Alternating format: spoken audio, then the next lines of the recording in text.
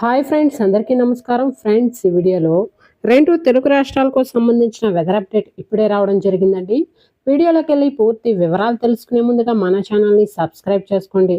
Video నచ్చితే like చేసి support చేయండి. అలాగే మీ యొక్క ఫ్రెండ్స్ అండ్ ఫ్యామిలీకి కూడా షేర్ చేయండి. ఇక ఏమాత్రం ఆలస్యం చేయకుండా టాపిక్ని స్టార్ట్ చేద్దాం.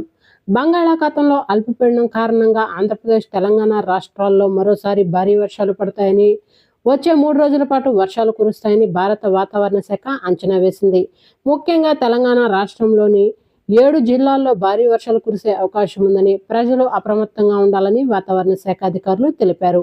ఇవాళ ఆదిలాబాద్, నిర్మల్, నిజామాబాద్, జగిత్యాల, రాజన్న సిరిసిల్ల, మెదక్, కామారెడ్డి జిల్లాల్లో కొన్ని చోట్ల భారీ వర్షాలు, మరికొన్ని చోట్ల అతి భారీ వర్షాలు కురిసే అవకాశం ఉందని, ఆ సమయంలో ఉరుములు, మెరుపులతో గంటకు 30 నుండి 40 కిలోమీటర్లు, అత్యధికంగా 50 కిలోమీటర్ల వేగంతో ఈదురుగాలులు వీస్తాయని వాతావరణ శాఖ తెలిపింది.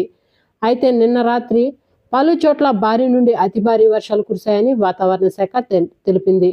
అలాగే రేపు కూడా రాష్ట్రంలోని పలు ప్రాంతాల్లో భారీ వర్షాలు కురుస్తాయని వాతావరణ శాఖ పేర్కొంది.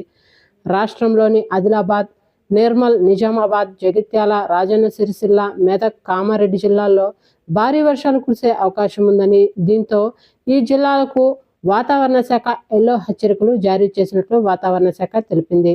ఈ నెల 27వ తేదీ వరకు వర్షాలు కురుస్తాయని, 27న ఆదిలాబాద్, రాజన్న సిరిసిల్ల, మెదక్, కామారెడ్డి, నిర్మల్ జిల్లాల్లో వాతావరణ శాఖ ఎల్లో అలర్ట్ను జారీ చేసింది.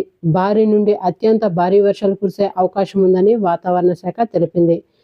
ఇక మనకి ఏపీకి వచ్చినట్లు కనుకైతే పశ్చిమ గోదావరి, ఏలూరు, కృష్ణా, ఎన్టీఆర్, గుంటూరు, బాపట్ల, పల్నాడు, ప్రకాశం, కర్నూలు, నంద్యాల, అనంతపురం, వైఎస్ఆర్, అన్నమయ్య, చిత్తూరు, తిరుపతి జిల్లాల్లో అక్కడక్కడ మోస్తారు నుండి భారీ వర్షాలు కురిసే అవకాశం ఉందని తెలిపింది. ఓకే ఫ్రెండ్స్, చూసారు కదా రెండు తెలుగు రాష్ట్రాలకు సంబంధించిన వెదర్ అప్డేట్. వీడియో నచ్చితే లైక్ చేయండి, మన ఛానల్ని సబ్స్క్రైబ్ చేసుకొని ఫాలో అవుతుండండి. Thank you.